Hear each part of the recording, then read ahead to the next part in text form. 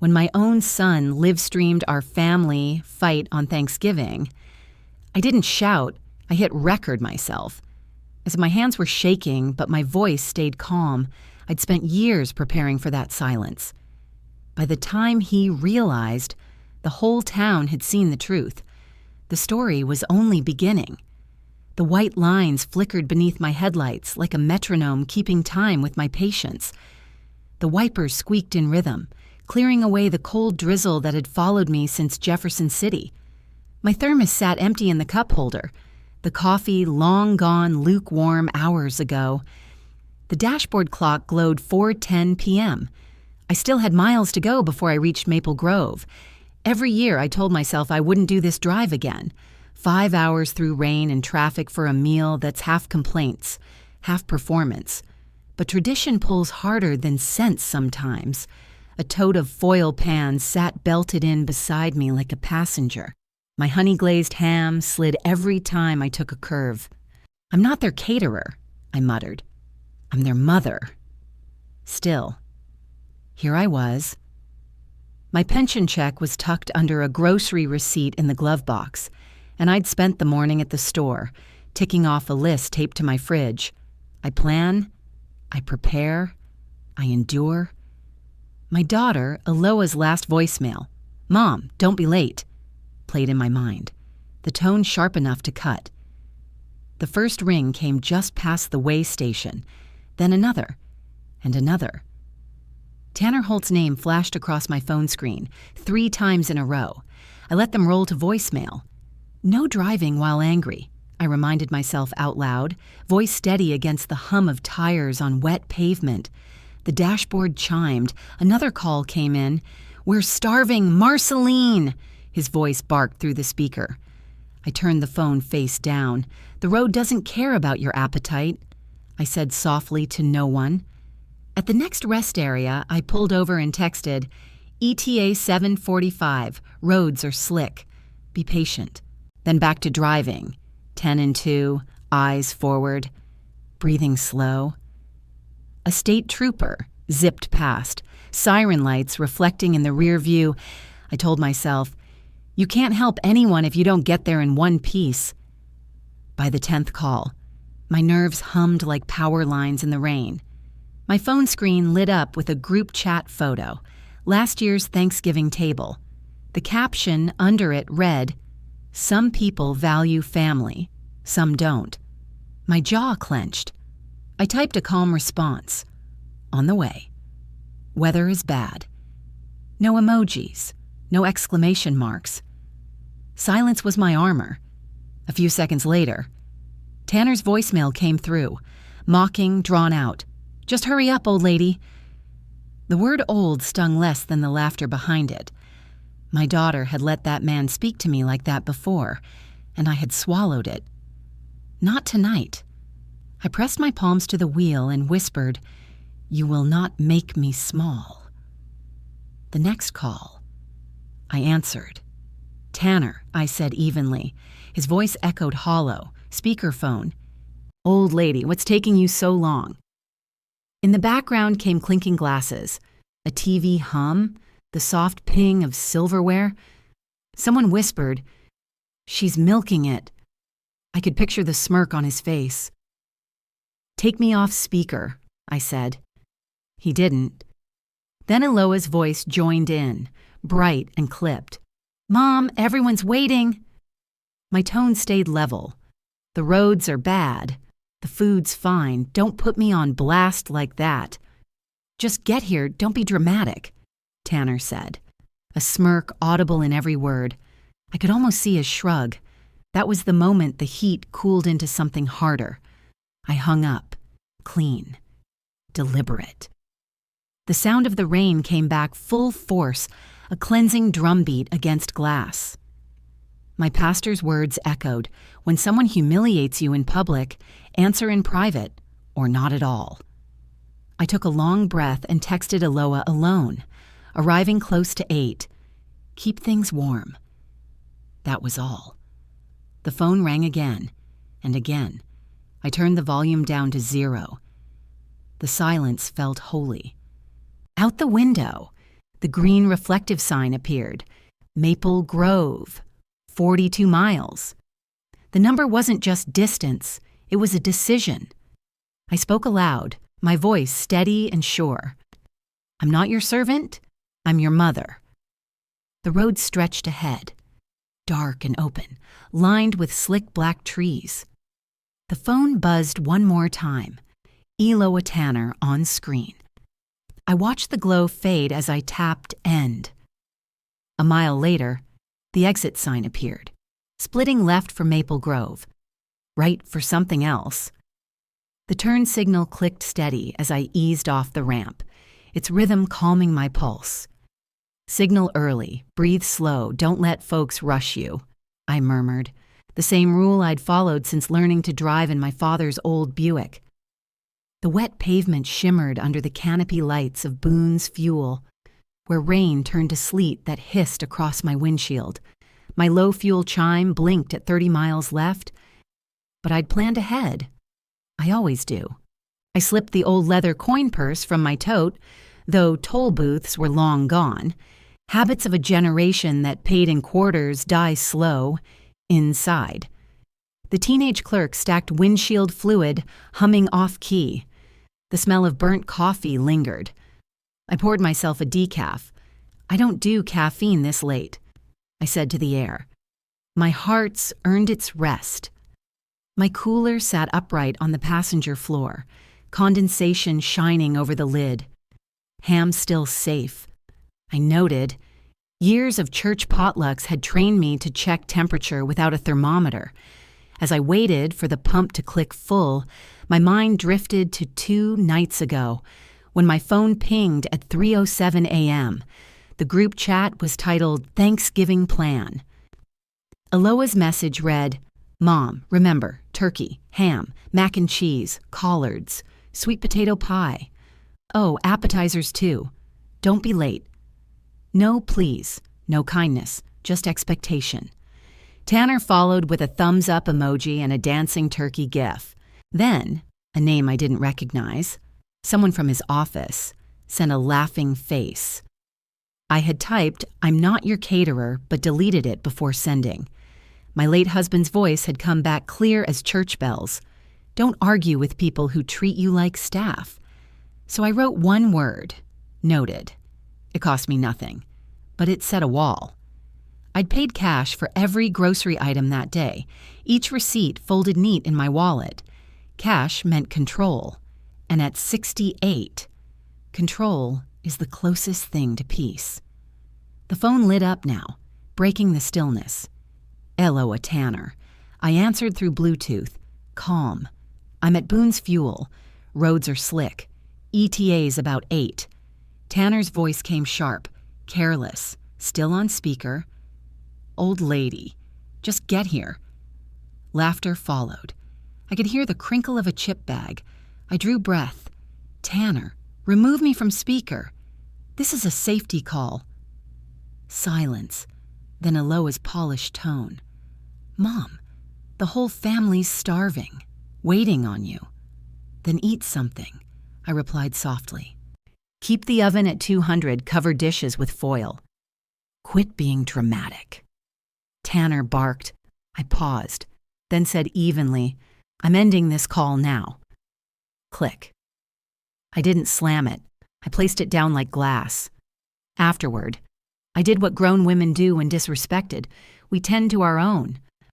I topped off gas, checked the tires, and poured fresh washer fluid. I texted only Eloa. On road in 10. If folks are hungry, let them start with salad and rolls. I smiled at the small rebellion in my own tone. Plan. Then proceed. I told myself. My boundaries were my safety rails. When I merged back onto the county road, my phone began its gauntlet.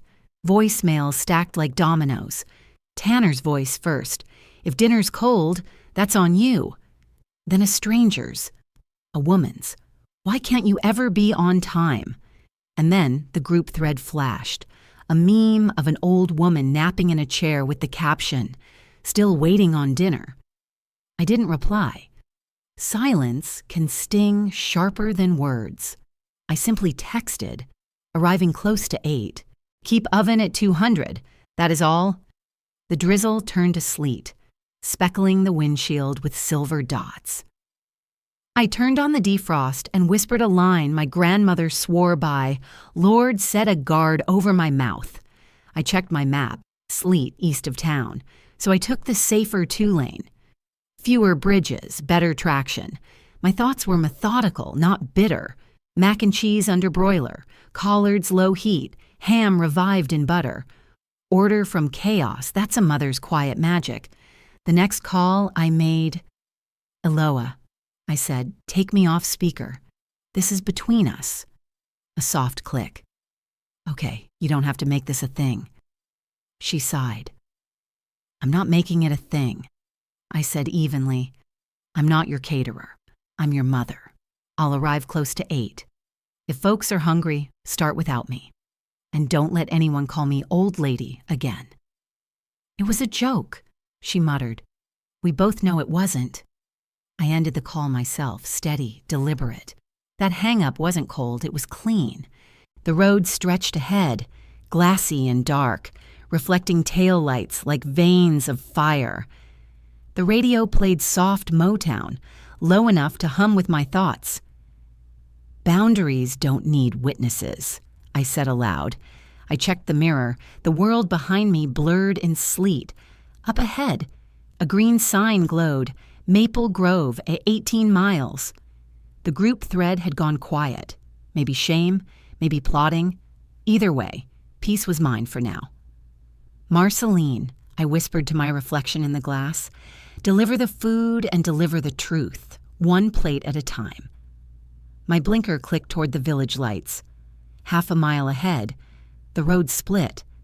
Left toward my daughter's bright house, right toward a different door I hadn't opened in years. The road split under the weak glow of the dashboard. Left meant noise, judgment, and cold casseroles on Eloa's table. Right meant quiet, my own front porch, and heat I could control. I slowed at the fork, wipers whispering across glass. The sleet clicked steady, a rhythm for decision-making. You don't have to walk into rooms that shrink you, I said out loud, the way my grandmother used to pray when she was really talking to herself. My blinker ticked to the right, once, twice, and I turned. The wheel gave a soft hum beneath my palms, a sound like relief. My phone buzzed against the console. I turned it face down. Tonight, I whispered, both hands on the wheel, both feet on dignity. The tires met the gravel shoulder with a crunch, sealing the choice. The dark lanes felt like memory itself, narrow, familiar, half forgotten. I passed landmarks only I would know, the mailbox with a raccoon sticker, the empty lot where we once held fish fries, the old sycamore that bent but never broke after the ice storm of '06. My headlights skimmed low across the bridge rails, and I adjusted to low beam, slow and deliberate. The world ahead was black ice and quiet. I cracked the cooler lid, retucked the towel, making sure the pans stayed warm. Heat management is love in motion. I'd learned that from decades of Sunday dinners. A Motown tune slipped from the radio, low and steady. Slow is smooth, smooth is fast, I whispered with a grin. As the subdivision sign for Eloa's neighborhood faded in the rear view, I felt my shoulders drop an inch. Absence wasn't rebellion, it was peace earned. And the gas station appeared like a ghost, one flickering light and a humming old sign, Maple Fuel. I pulled in for a break. The pump handle clicked once, twice before it settled. Inside, a young man behind the counter was scrolling his phone, his name tag reading, Diego. I smiled. Bathroom? He pointed without looking up.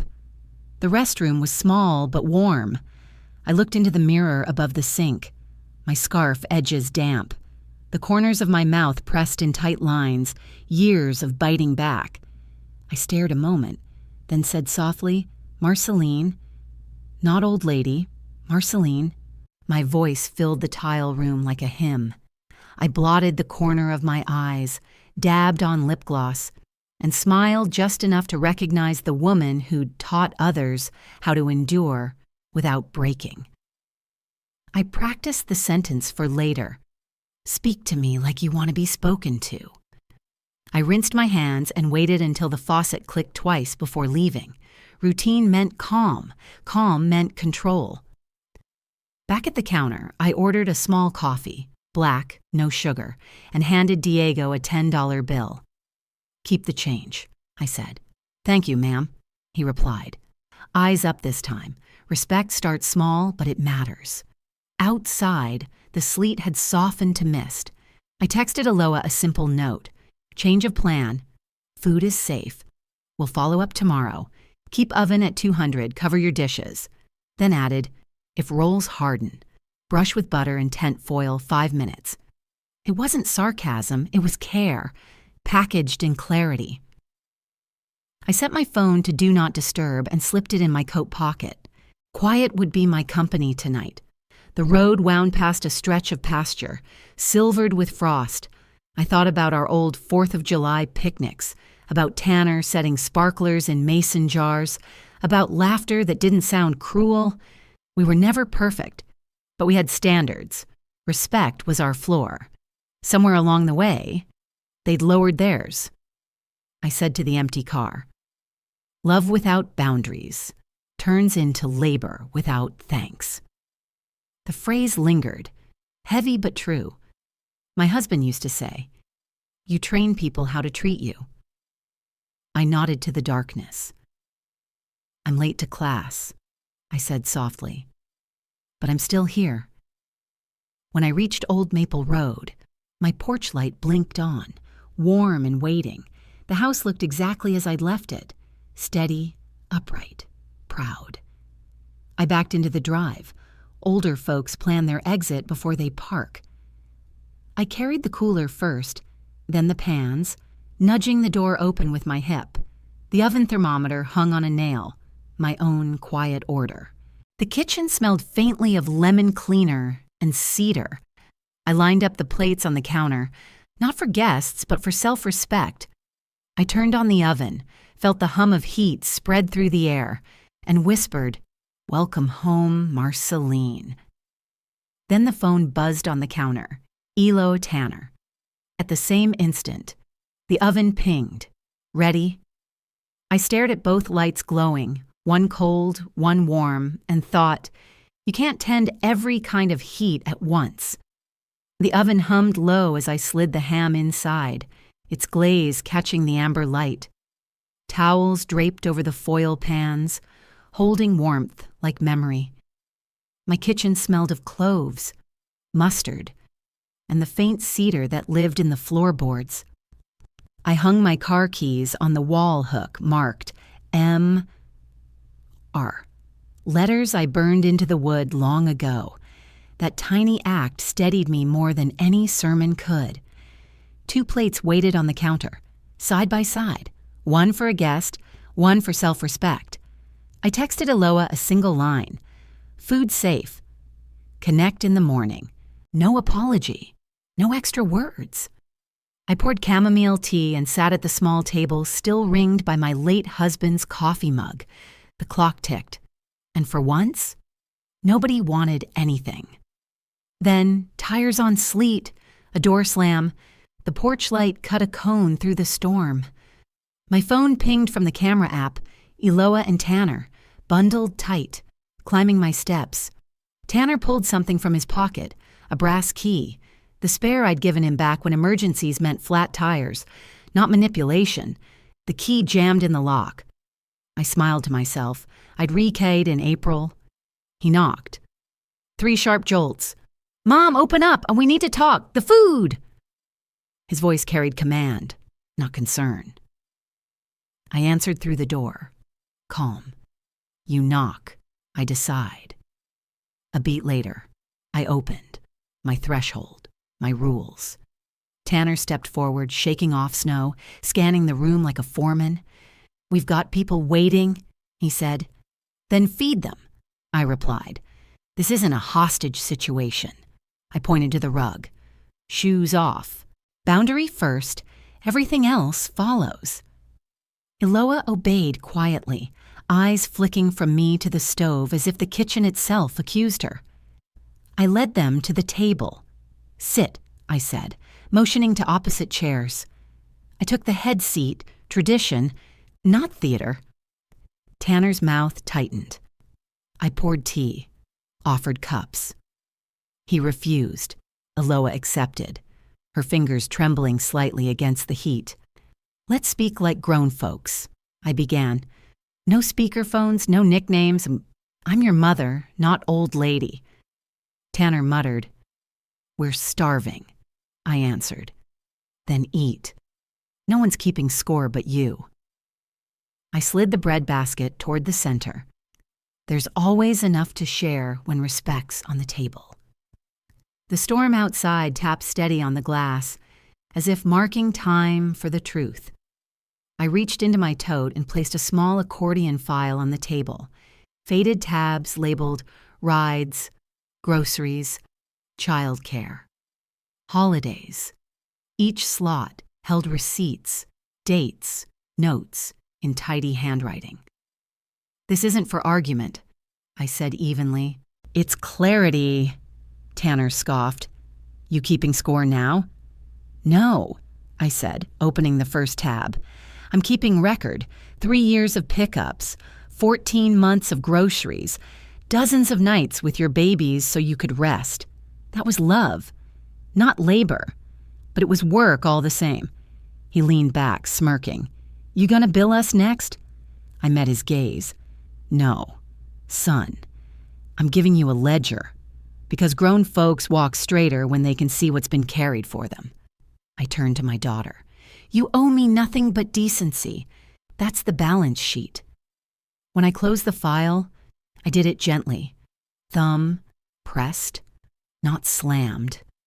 Then came the next motion, a plain white envelope. Effective tonight, I said. I've paused 2 auto pays, your electric cushion and the grocery transfer. Tanner's eyebrows jumped. Eloa's voice went thin. Mom, that's gonna hurt. I nodded. Pain teaches planning. You'll figure it out, and we'll revisit when respect lives here again, Tanner blurted. We brought the pans. You were supposed to follow. I shook my head. No, you thought I'd fall in line. Silence settled, heavy and instructive.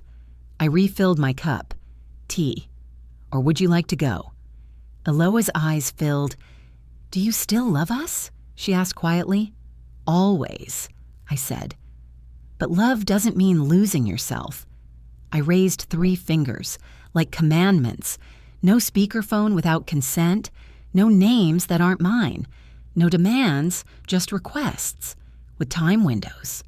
She nodded slowly. Tanner stared at the floor, jaw working. Tomorrow, I continued. Noon, Clifford Ames's porch. Neutral ground. I stood, and with that, the meeting ended. They gathered their coats. Respect leaves the house in the same order it entered, at the door. Tanner paused, hand on the jam. We'll see what your church folks say when the truth comes out. I met his eyes and smiled just enough. Good, I said softly. Because I keep better records than gossip. Thanksgiving morning came quiet. Gray light sliding through my kitchen blinds. I moved slow but steady. Coffee first. Then the oven switch flipped to warm. I wrote my plan on a yellow sticky.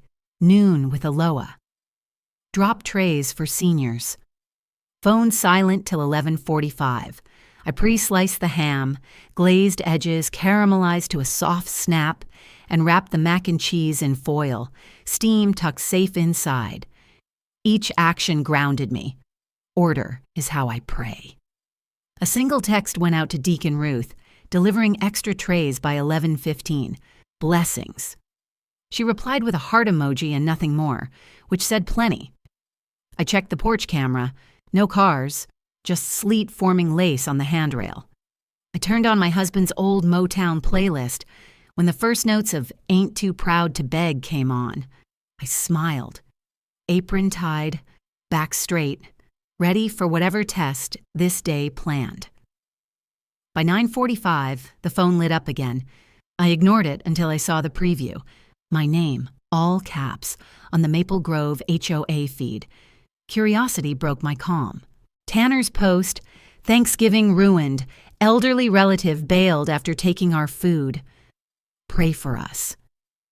Beneath it, a photo of my own foil trays on their counter. The comments stacked like firewood. That's cold. Some folks just don't know gratitude. Old folks can be stubborn. My throat tightened but didn't close. I placed the phone face down and whispered, "Nope, not today." Then I took pictures of my kitchen, the oven thermometer, timestamp glowing 275 the loaded trunk, the senior center list. Evidence replaces anger.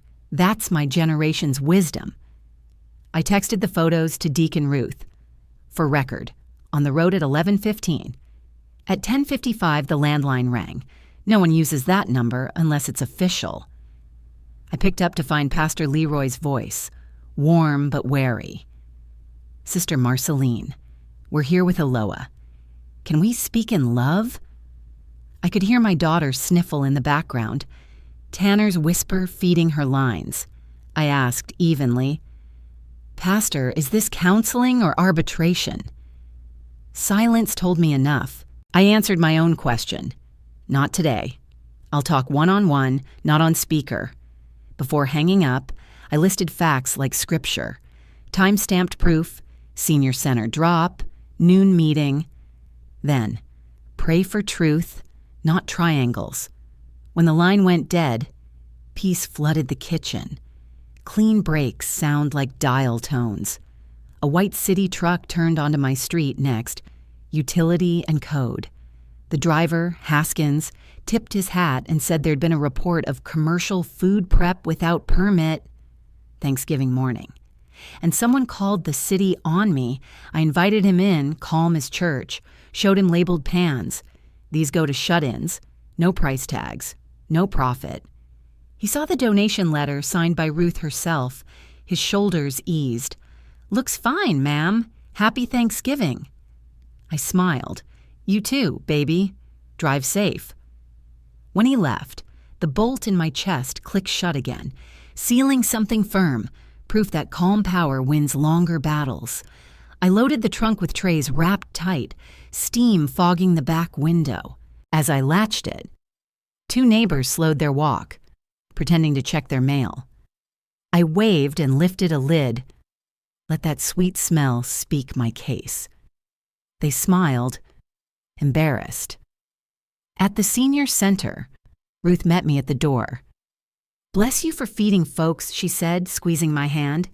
"Let them talk. The truth walks on its own."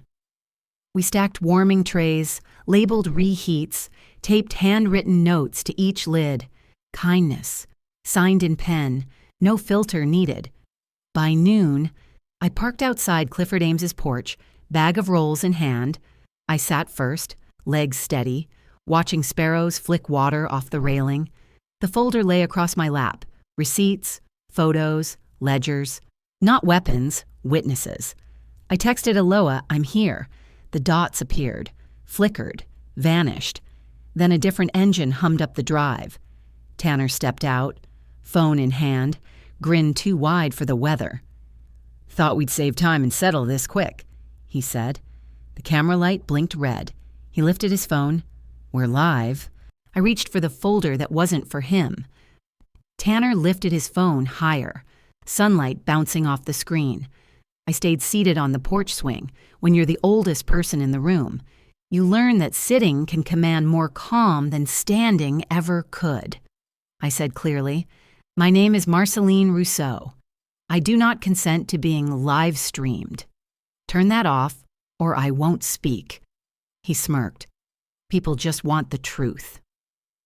I looked straight past his lens to Clifford Ames's doorbell camera and said for both devices, "Truth doesn't need an audience to stay true." My hands rested on my lap. steady as a judge's gavel.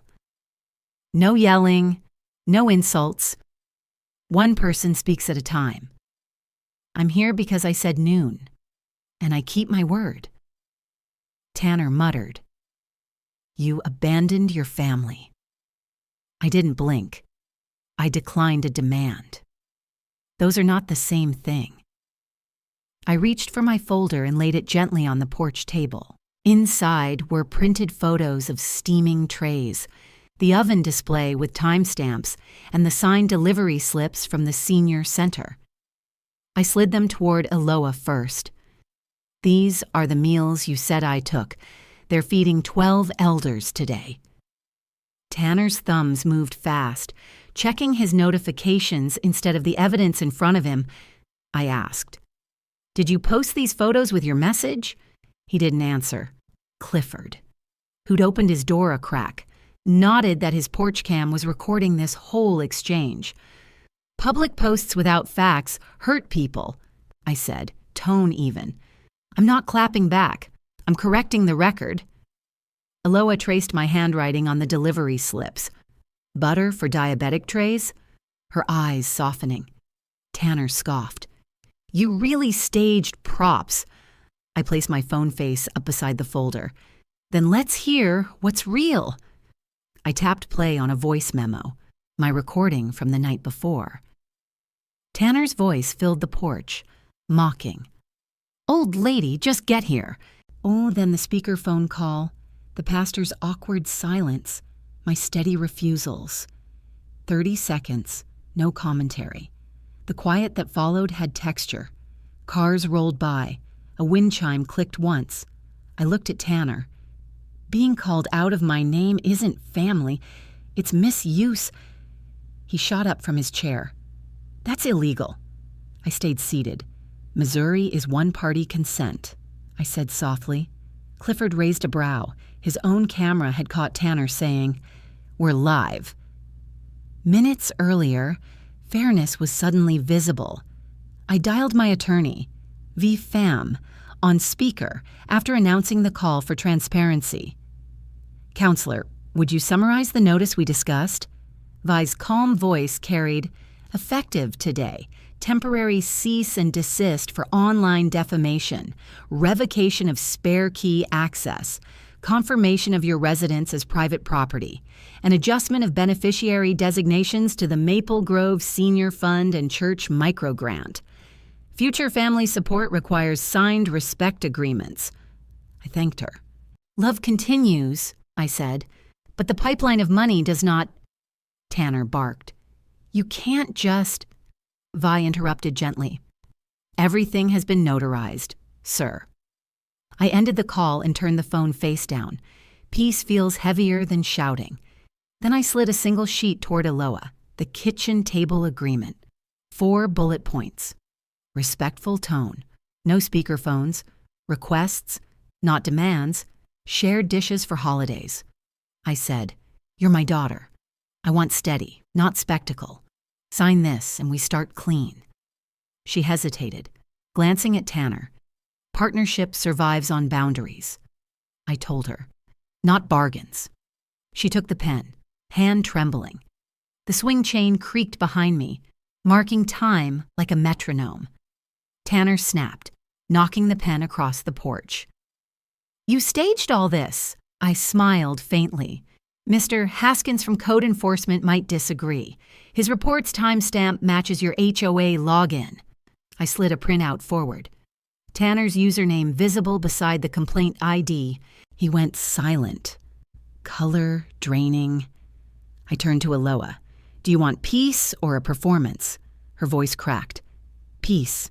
She signed, wrote the date, passed the page back. I signed beneath. Clean stroke. Tanner's phone buzzed. My own buzzed too. A fraud alert from the bank. Attempted transfer $2,000. Blocked. I placed it on the table. We all saw it. My tone stayed calm. "That was your last reach into my name." Sirens echoed faintly down County L. I saved the signed agreement to my bag just as Tanner took a hard step off the porch. The air had that wet chill Missouri carries before evening. I stepped down from Clifford's porch to meet the HOA moderator and a county deputy standing at the curb. My hand stayed visible, my tone low, calm, older woman training. The moderator held a paper copy of Tanner's HOA post. "Mrs. Rousseau, may we take a brief statement?" I said yes, with one condition. No live feeds, no editing, just facts. I walked them through the timeline, deliveries to the senior center, time-stamped photos, the signed kitchen table agreement. Clifford pointed to his doorbell cam for neutral footage. The deputy glanced at my phone, still showing the bank's fraud alert. "You can photograph that," I said. "I want documentation, not drama. No arrests today, it's Thanksgiving." The moderator nodded. "We'll issue a takedown and 24-hour suspension of the post. And a correction," I added. "Same visibility as the lie." Neighbors began drifting closer, hoods up, coffee mugs steaming. A jogger spoke first. He'd seen Tanner arrive late and start filming. Another said she heard old lady shouted through speakerphone last night. The moderator wrote down names. Clifford exported his video onto a USB in plain sight. I kept my body still, my tone kind. "Thank you for taking time from your holiday," I said. Eloa stood a half step behind me now, not beside Tanner. That small distance said plenty. She offered to email the signed agreement to the HOA board. The deputy photographed the sheet and the porch table where the pen had fallen earlier. I asked the moderator to add one rule: no family disputes posted as community content. He wrote it word for word. Then my phone rang again, the fraud line. The representative confirmed 3 flagged attempts overnight from a laptop registered to the Holt household. I stayed factual. All accounts are mine alone. No shared cards. No permission granted. The deputy wrote each phrase into his pad. Freeze external transfers 30 days. I told the rep. Require in-person verification for changes. I added one more request. List Tanner Holt as related party. No authorization. She thanked me for my calm. Courtesy on a crisis call is its own armor. While the deputy wrapped his notes, Tanner stalked toward my sedan. He pulled the passenger handle. The car blinked red and locked tight. I said clearly, "Step away from my vehicle." And the deputy's hand rose between us, calm but firm. My phone logged the denied entry, time, GPS, photo. I turned the screen so the deputy could capture it. Tanner muttered, "Just getting my wife's things." Eloa's voice cut through. "My things aren't in her car. Stop lying." The deputy delivered a clean verbal warning. Another touch equals citation. I faced my daughter again, letting him fade from focus. Moments later, my phone buzzed with a church board notice from Deacon Ruth. "We apologize to Sister Rousseau for amplifying a private dispute. We reaffirm her community service." Pastor Leroy's voice memo followed, humble, brief. I replied publicly, "Apology accepted. Let's feed people." The photo I added, steaming trays at the senior center, shifted the thread from gossip to gratitude. Even the deputy smiled. "Ma'am," he said, "that's how you fix a holiday mess." When the crowd thinned, Eloa and I stepped toward the curb where the drain hummed under light rain. She whispered, "He said the live stream would make folks understand." I answered, "People don't understand when they're entertained. They consume." She nodded, eyes rimmed red. We reviewed the agreement again. 30 days of quiet. No surprise visits, shared duties, and firm finances. I taught her my motto: block and bless, block harm, bless progress. She asked, "So you're done with me?" "No," I said. "I'm done being disrespected." I hugged her right there. Open daylight. No stage. The HOA moderator returned with his correction post draft. Tanner's removed, replaced with, "After review, evidence supports Mrs. Rousseau's account, holiday disputes belong offline." I thanked him. Clifford emailed the doorbell clip. I forwarded it to Attorney Vi Pham and stopped there. The deputy handed me an incident card, smiling. "You handled this with more grace than most judges." Mr. Haskins from Code Enforcement texted a thumbs up. My waiver confirmed valid. By 3 o'clock, I loaded the last trays for shut-ins. Aloha tucked her copy of the agreement into an old cookbook I'd once given her. I sat in my car and wrote one line in my spiral pad: "Truth travels without sirens." The radio found a Motown tune, soft brass and memory. Then I saw movement. Tanner behind a parked SUV. Phone lifted again. He mouthed. "Round 2. I checked my mirrors, not to run, but to be sure the road toward New Hope's Fellowship Hall was clear. Thanksgiving night at New Hope's Fellowship Hall smelled like cornbread, coffee, and clean air after rain. I stood behind the mic, tray of honey ham on one side, folder of labeled documents on the other. "We feed first," I said, "then we speak." The crowd laughed softly. Tension drained out like steam from a pot.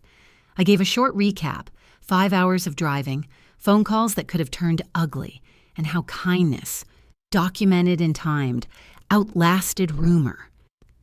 2 rules going forward, I said. Respect on my phone, respect on my porch. No demands, no live streams. I told them the cease and desist was served and every post preserved for review. Love is verbs. I ended. The room echoed. Amen. Forks clinked, gospel hummed, and plates filled with quiet gratitude. As I stepped down, my phone buzzed, a platform notice popped up. Content preserved. Tanner's account suspended for policy violations. Attorney Vi Pham texted, "Cease and desist viewed, read receipt logged, correction clause enforced."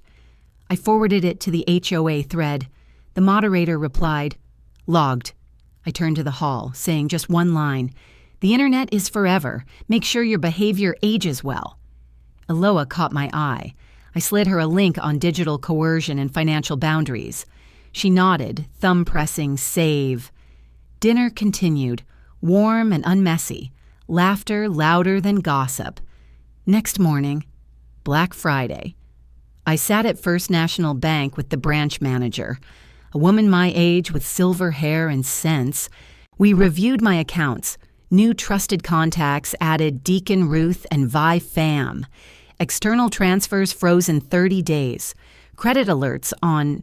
I signed papers shifting my assets into the Marceline Family Trust. Revocable, successor trustee, a neutral CPA. The manager asked if I'd pressed charges. "Not today," I said. "Documented, not forgotten." She smiled softly. "Boundaries like yours make families stronger." I texted Aloha. "My finances are mine. My love isn't for sale." Later, the mediation room smelled like stale coffee and nerves. Tanner walked in first, smirking. I stayed seated, folder in the center like a compass. "We start with documents," I said. I read the kitchen table agreement aloud, then played snippets from last night's voicemail, his old lady comments, Pastor Leroy's speaker ambush. The silence after was long. I laid down the bank report showing his IP address on the attempted transfers.